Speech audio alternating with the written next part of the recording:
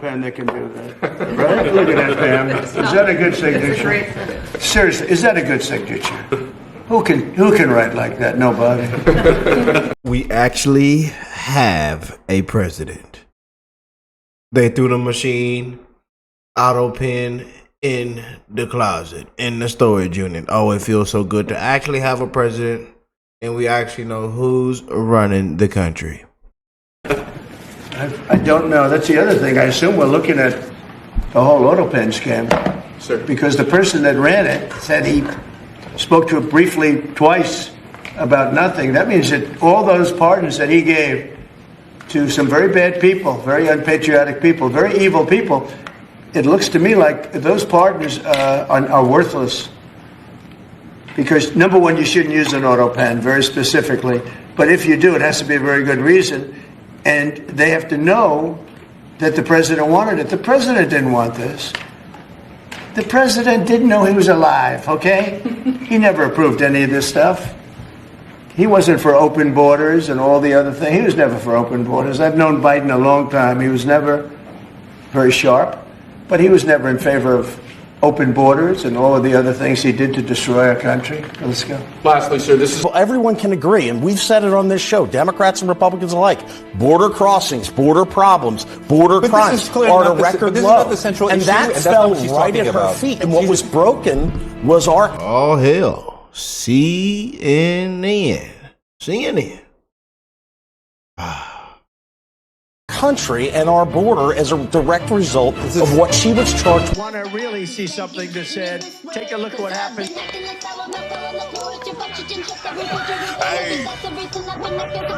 Why this beat so cold? We will make America proud again. When you try to we will make America wealthy again. And yes, together, we will make America great again. Might sound counterintuitive, but maybe what's in the party's best interest is to, dare I say, agree with Trump from time to time. Acknowledge wins on issues like NATO, trade, and the border, which have yielded some positive results, even while disagreeing with the way in which they came. It's a good thing that migration through our previously porous borders has slowed to a trickle, and that our NATO allies have agreed to increase their contribution from 2 to 5% of gross domestic product, and that the markets, despite having just had a rough week, have done well in the year to date. Inflation seems to be tamed. Plus, while Trump's tariff policy looked like it was implemented by the seat of his pants, thus far, all the doomsday fears have not. Yes, says Doty, but since Trump has not done anything positive in his latest administration, it's a moot point. Okay, come on. This is to the poll question and the premise, which is to say, Democrats and opponents of Donald Trump would have more credibility with people that they need to reach, not with one another. You already have them. If every once in a while they acknowledge that there's been an achievement with which they actually agree. Now, Doty just said, well, there haven't been any. I offered you two in my opening commentary. Is it not a good thing that the porous border crossings have slowed to a trickle? Is it not a good thing that our NATO allies have agreed to move from 2 to 5% of GDP? I think they're both good things. Why not say it? You'll enhance your credibility. I remember along with probably most people, was saying at the beginning, oh, you know, by the 4th of July, somebody had a thing how the country was, the economy was going to be tanked by then. Oh, really? Y'all remember this, huh? Y'all know it. Oh, Bill. And I was kind of like, well, that seems right to me, but that didn't happen. Now, it could happen tomorrow. I'm just saying that's reality. So let's work first from the reality of that, not from I just hate Donald Trump. Because that's boring and doesn't get us anywhere and leads you to dishonesty. Because the truth is, I don't know what his strategy is. But look, the stock market is at record highs. I know not everybody lives by the stock market, but I also drive around. I don't see a country in a depression at all. I see people out there just living their lives. And I would have thought, and I got to own it, that these tariffs were going to fucking sink this economy by this time, and they didn't. So, you know, how do we deal with that fact? Because that's the fact. Okay, Catherine, my producer, just asked me to predict the result, so I don't want to look at the screen. And I say I think people who vote will vehemently disagree with the poll question today. Let's see. Go ahead, show me the result. Whoa! Okay, well, you know there's no cheating. You know there's no cheating. 76, all right, well, that means you found me compelling. 76% agree with the premise. See, it's in the best poll. All right, I'm impressed. 3/4 say, yeah, you know what? It's in the Democrats' best interest if every once in a while they give Trump credit on something that he's done with which they agree. If you think right now Trump is winning the trade war, do you agree with those who think he is? I mean, absolutely. Well, I think that, I mean, obviously what happened with the EU, and again, I'm a huge fan of Bill Maher, and Brother Hoodie, Mr. Hoodie. Summer's over, Mr. Hoodie. You can go and put that hoodie back on now. It's been about, what, 7 weeks, y'all? We ain't seen Fetterman with a hoodie in 7 weeks. And we actually got a video coming on Fetterman on the show later today, as he once again stuns his Democrat Party. His Democrat Party is fuming right now, once again. You know, I'm ready for another hit piece on Senator Fetterman. Senator Hoodie, I'm ready for another hit piece. You know, because once again he comes out and backs and thanks President Trump.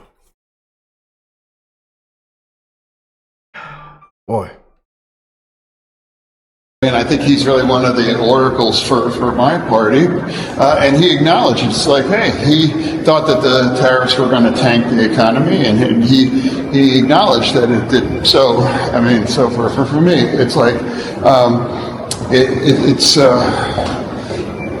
I mean, again, it seems like the EU thing has been going well, and I guess we'll see how it happens in terms. What's he trying to say? I think he raises a very valid point about these revisions of numbers. I know that is standard in what they do, but whether it was under the Biden administration or whether it's under this one, today's was 258,000 jobs. We talk about giving certainty to businesses and this economy. What kind of certainty is it to say? Do you understand how the labor statistics surveys work? Absolutely. Well, then if you did, so how are they off by that much? Because they are doing surveys. They are doing surveys to try to understand the labor picture in the United States.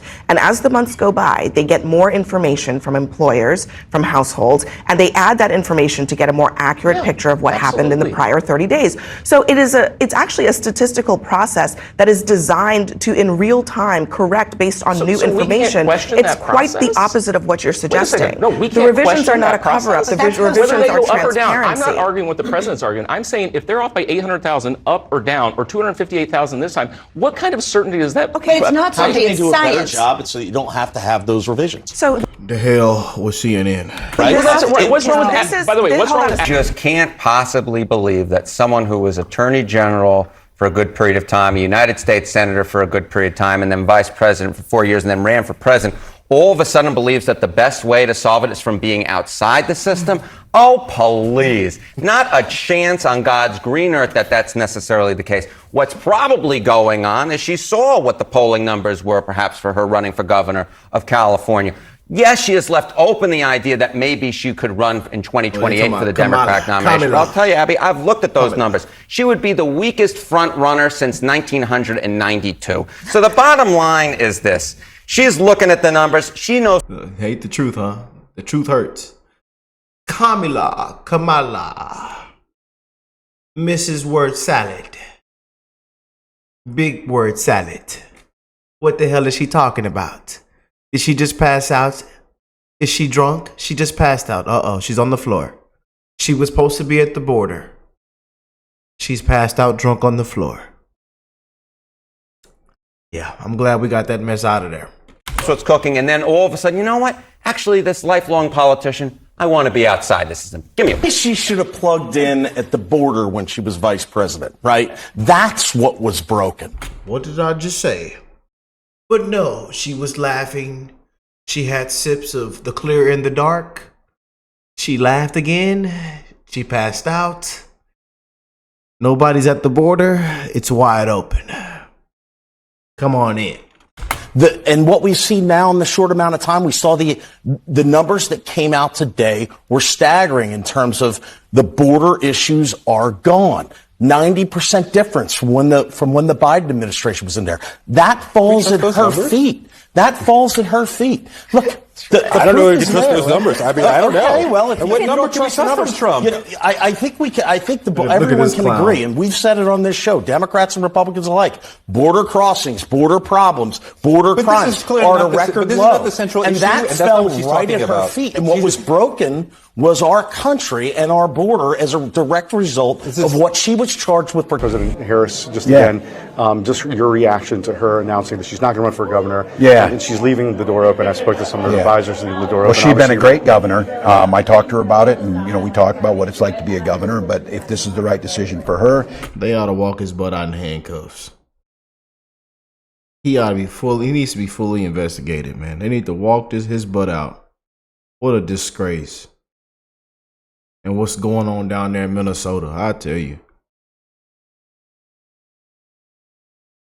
So much fraud, so much scandals. Some of the biggest corruption going on down there in his state. Tim Walz ought to be walked out.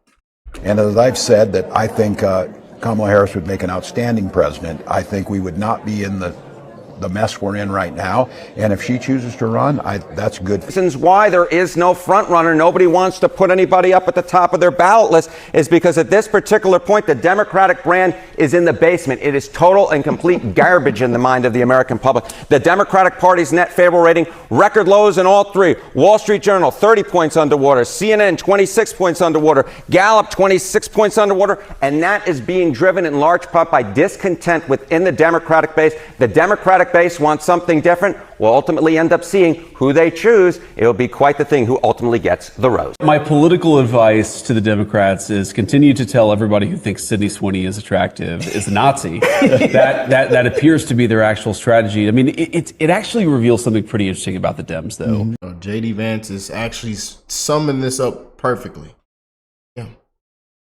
This is we can end the show after this. J.D. Vance is from the sum this up perfectly. Let me just roll back real quick. Is continue to tell everybody who thinks Sydney Sweeney is attractive is a Nazi. that appears to be their actual strategy. I mean, it actually reveals something pretty interesting about the Dems, though, which is that you have like a normal all-American beautiful girl doing like a normal jeans ad, right? They're trying to sell jeans to kids in America, and they have managed to so unhinge themselves over this thing. And it's like, you guys, did you learn nothing from the November 2024 election? Like, I actually thought that one of the lessons they might take is we're going to be less crazy. The lesson they have apparently taken is we're going to attack people as Nazis for thinking Sydney Sweeney is beautiful. Great strategy, guys. That's how you're going to win the midterms, especially young American men. Their course correction lasted about 30 seconds. That's right. Lasted 30 seconds. Somehow has gotten even crazier. But again, it's just so much of the Democrats is oriented around hostility to basic American life. So you have a pretty girl doing a jeans